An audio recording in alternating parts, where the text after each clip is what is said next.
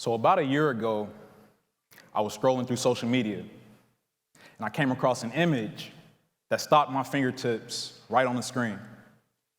This was an image of a young boy around 2 years of age. He had dark, fuzzy hair that I remember, and he had a smile across his face as he stood next to a television. Now, what was captivating about this image was that on the screen next to him was another young boy around the same age, same hair, and the same dark skin complexion.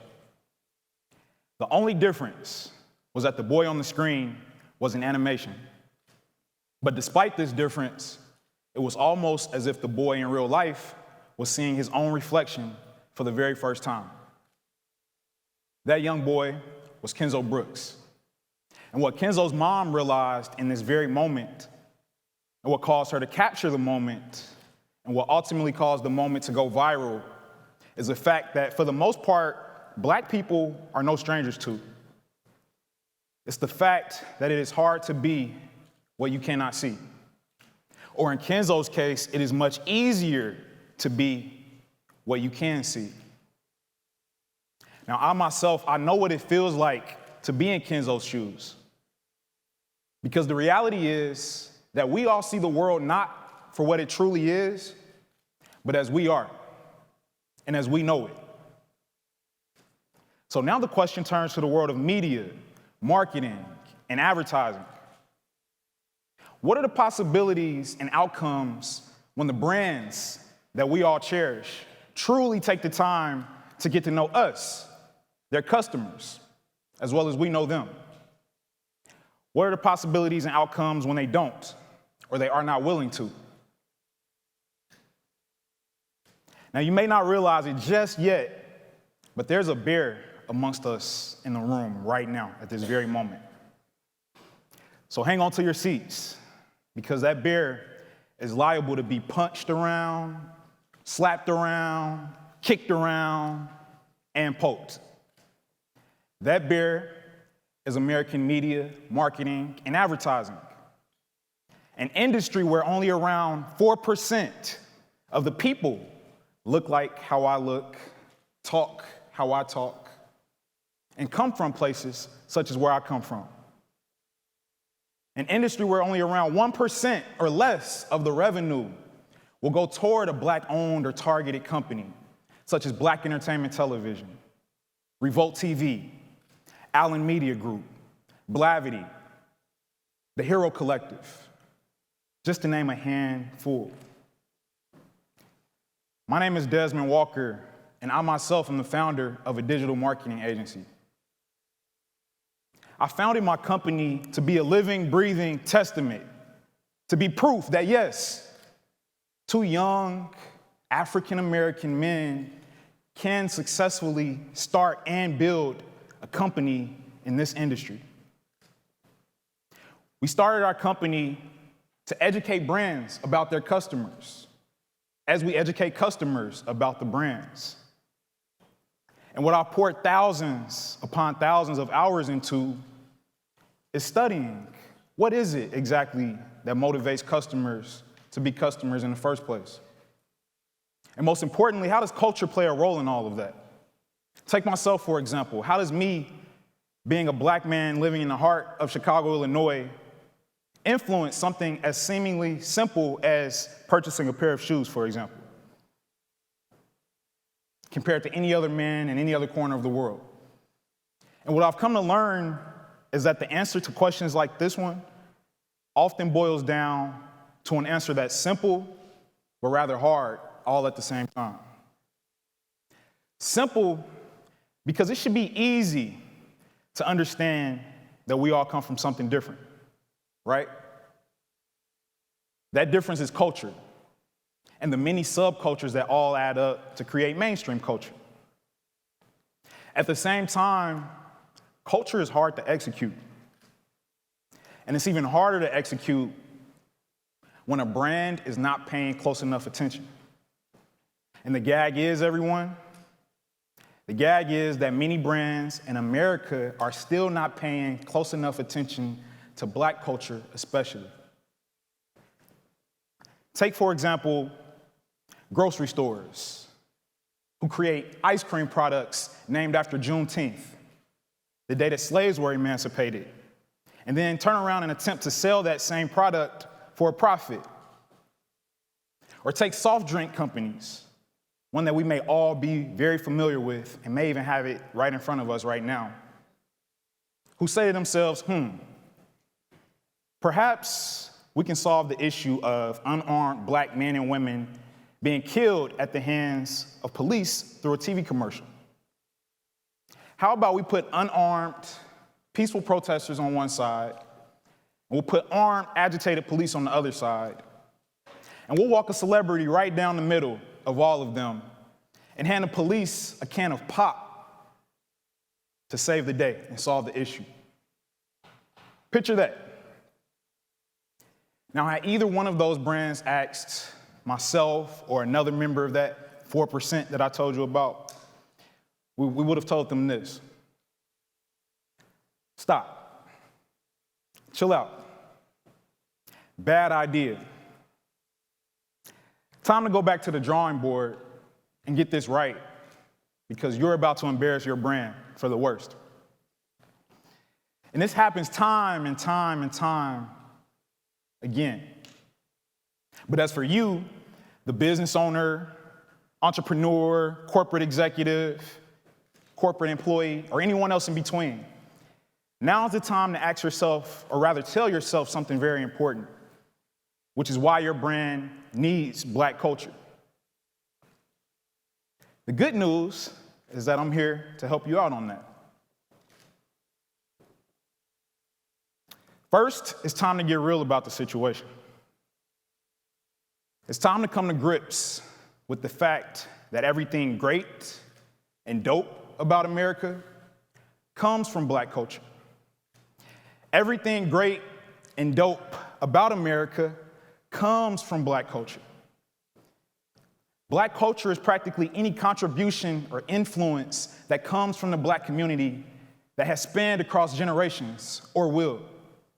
Everything from relentless work ethic to originality, from empathy to humility, from coolness to swag, comes from black culture. Even food comes from black culture, everyone.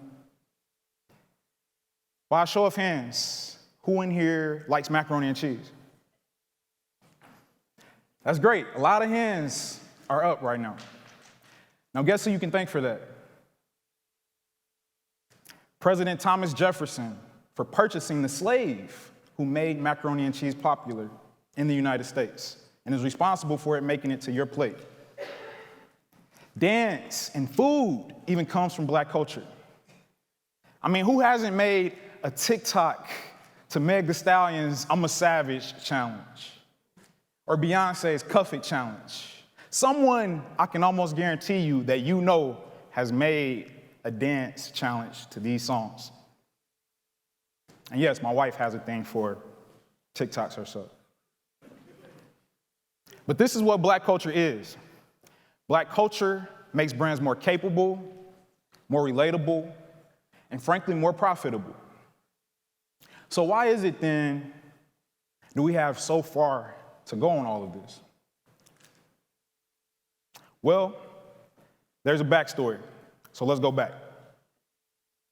The truth is that black people were shunned from mainstream advertising, from billboards to TV commercials to radio ads to print ads, for the most part up until the 1960s and 70s. I mean, you think that black voices like mine and black faces like mine were taboo. And to 99% of American brands, they were. 99% of American brands had a hard time believing or acknowledging that black culture had consumer value, that black people purchased things. So who was it then that made all of the difference? Who had the guts to be on the right side of history? This was the effort of pioneers. Pioneers such as Tom Burrell, a black man who worked his way up from the mailroom of a Chicago advertising agency to founding his own agency, Burrell Communications. Burrell Communications is the same advertising agency that helped a few brands that we may be a little familiar with by the name of McDonald's and Coca-Cola create some of their very first TV commercials with black people actually in them. This was also the effort of John H. Johnson, the founder of Jet and Ebony magazines, the largest publication for black audiences of its era. Johnson went toe-to-toe with advertisers who saw no need to put their advertising in front of his black readers until he made them believers. Now, since then, we've made a little bit of something you can call progress. Ask Adidas. Ask Adidas about the 1980s when their sales were relatively flat and then suddenly started to spike up in 1986. Except they had no clue why until they heard about a hip hop group by the name of Run DMC who had created a song called My Adidas. So what did Adidas do? They flew someone out to a sold-out Madison Square Garden concert held by Run DMC. And they bear witness themselves as 40,000 people showed up in their shoes and celebrated their brand and black culture and hip hop all at the same time. Even ask Apple, one of the most recognizable brands on the globe, how black culture has impacted its bottom line for the better.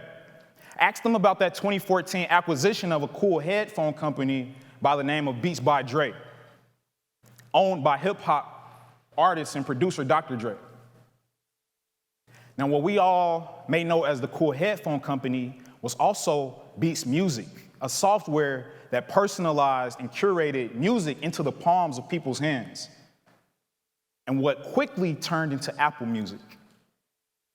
So what would have taken Apple years to figure out was found where? At the intersection of black culture. We even have products being created with black culture in mind, but unfortunately, not top of mind. Because even when a pharmaceutical company creates Band-Aids with black skin tones, we cannot just put a Band-Aid over it. I'll say that again. Even when a pharmaceutical company creates Band-Aids with black skin tones, as if black people just started scraping our knees and our elbows in the year 2020, we cannot just put a Band-Aid over it. The truth is that brands have many, many reasons to embrace black culture. By a show of hands, who in here would see a $100 bill on the ground right now and not even think about touching it or picking it up? Anybody? By a show of hands? My thoughts exactly. But unfortunately, this is exactly what American brands are still doing right now with black culture. The black dollar is worth about $1 trillion right now and is on track to almost double that in just a few years. Black culture is also trailblazing and trend-setting. We take the creative risks of being the inventors and the early adopters. And what black culture does today, the world is very likely to do tomorrow. But what truly makes black culture special is its ability to unapologetically tell it like it is in the most down-to-earth way. So brands being obsessed with the authenticity card, the notion of sounding more real and more human. My question is, why not have some of the world's most natural brand ambassadors standing right beside your brand, helping you sell your products and sell your services? So here's what American brands need to do. Pay attention. Black culture is not hard to find. There's literally software and technology that will email you a report that it puts together for you on everything that happened today in Black culture. Secondly, put us in the room. Put Black culture in the room. Nurture Black interns from the doorways that they first walk into to the boardrooms that they should eventually end up in as CEOs, as executives, as vice presidents, and so on. Don't leave Black talent stranded or just as a checklist item to say that you've hired Black people, but that's the end of the story. There's no reason why the few Black leaders that we do have in the media, marketing, and advertising space can go so far as to be inducted into the Advertising Hall of Fame, just to walk up onto a stage and look past a microphone and a podium at an audience that looks nothing like them.